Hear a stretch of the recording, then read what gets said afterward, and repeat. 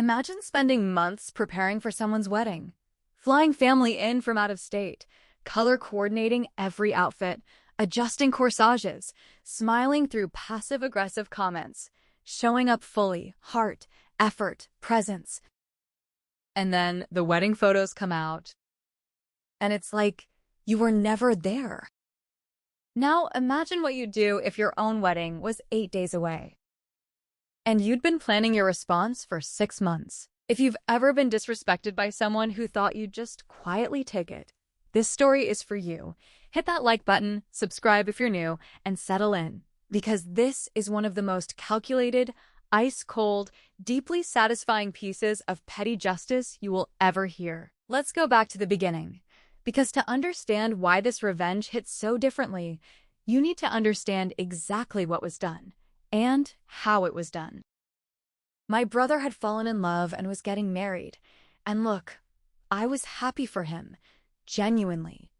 Family weddings are supposed to be these rare, beautiful moments where everyone sets aside their differences and just shows up for each other. That's the deal, right? You come, you celebrate, you make memories. His fiancée, let's just call her the bride, had very specific expectations for the wedding. She wanted the entire family on both sides dressed in her wedding colors. Not a suggestion, a requirement. And you know what? We did it. Every single one of us.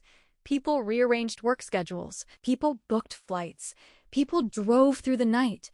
My family, our side, we showed up color-coordinated, emotionally invested, and ready to celebrate this woman joining our family. That should have been the end of any tension. But it wasn't even the beginning. The day before the wedding, she made a comment. Just a casual, offhanded little remark. The kind that's designed to wound without leaving fingerprints. Something along the lines of how our side of the family never really takes anything seriously. That she wasn't expecting much from us anyway. Now, let that sink in. The day before the wedding, to people who had already flown across the country, already bought outfits in her chosen colors, already arranged babysitters, called in favors, burned vacation days. And she said she wasn't expecting us to take it seriously. Those words made their rounds, the way words always do in families, and feelings got bruised before the ceremony even started. There was this quiet, collective hurt that settled over our side of the family. But you know what we did? We swallowed it.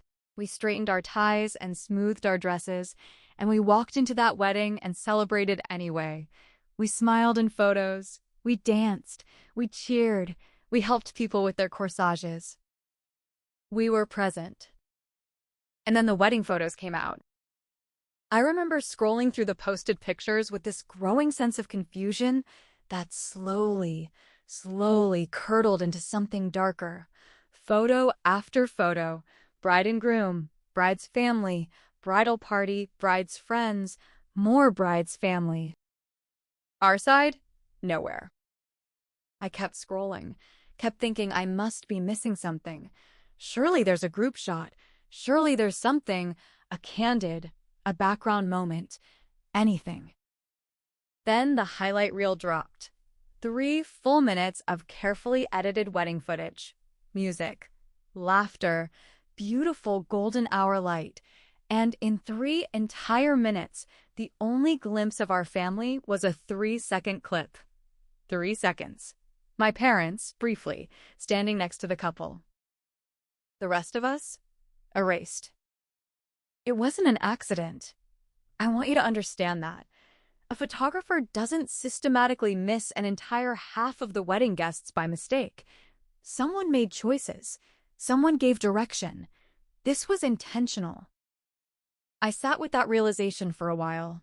I turned it over in my mind, looking for a more charitable explanation, and I couldn't find one.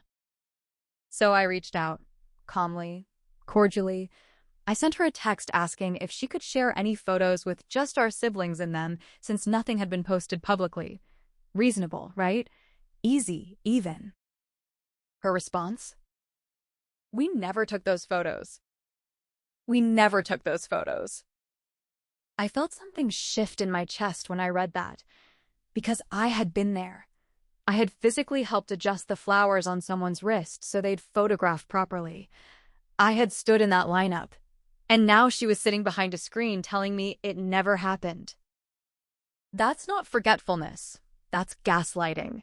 There's a specific kind of anger that comes when someone looks you in the eye and tells you your own memory is wrong.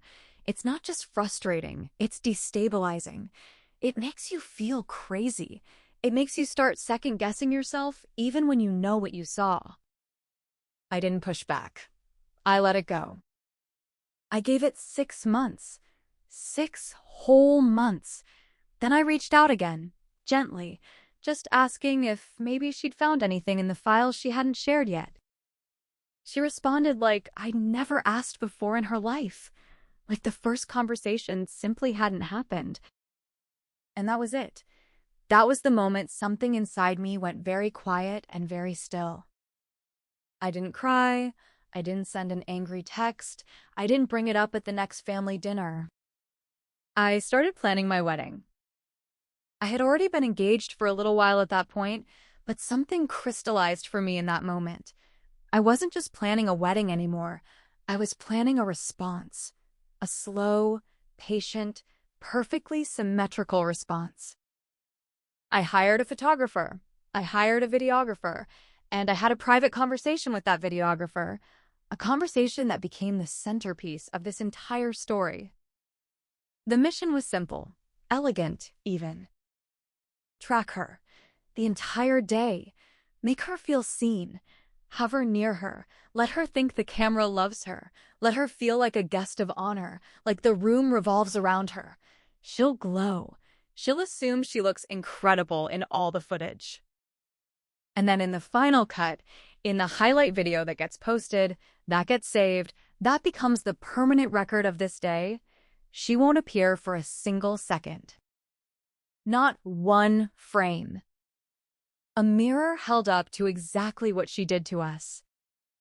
Now, here's where the story takes a turn I genuinely did not see coming. I hadn't originally even invited her. I had made peace with that choice. Some people just don't make the guest list, and that's a bride's prerogative. But then, of course, word got out. And at a family dinner, she cornered me. I want you to picture this moment because it says everything about who this woman is. She walked up to me with this particular energy, that specific kind of energy people have when they're trying to disguise a demand as a casual conversation, and she said, "Unfortunately, I have to work the day before and after your wedding, but I should still be able to make it." No, congratulations. No, I'd love to come if there's room. Just a scheduling update, as if her attendance was already confirmed, as if the invitation was a given and the only variable was her schedule. I was so genuinely stunned that I just looked at her and said, "That's fine. The Airbnb is booked whether you're there or not." Which, honestly, perfect response, completely neutral, gave her nothing. So now she's coming. She's going to walk into my wedding, feel the warmth of the camera's attention, and spend the entire day thinking she's being beautifully documented. Oh, and one more thing. The very first move I made, months before any of this came together, I spelled her name wrong on the invite. On purpose. Just slightly. Just enough that if you're paying attention, you'd catch it. Just enough that she'd catch it. A tiny, deniable little paper cut. My opening move. The video blackout will be my closing one. The wedding came. And here's the thing about revenge that's been planned with patience. When the day finally arrives, you don't feel anxious. You feel calm. The wedding was beautiful. Genuinely, deeply beautiful. It was the kind of day that reminds you why any of this matters in the first place. The love, the people, the moments that get stitched into your memory permanently. I spent the day exactly where I should have been. Present, happy, married. And somewhere in the background of all that joy, a videographer moved quietly through the crowd. Hovering near a particular guest, framing shots, making her feel seen. The sneak peek clips came back first, and there she was, completely absent from every single one. Not a sleeve, not a reflection, not a background blur.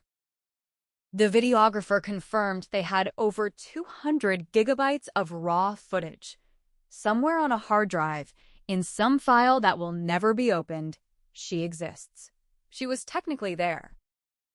But in the story of that day, in the version that gets posted, that gets shared, that lives on, she is exactly as present as she made my family at her wedding.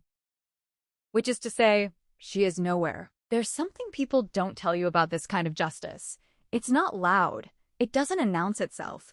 It just quietly balances the equation. She had an entire wedding day to treat people with basic decency. She chose differently.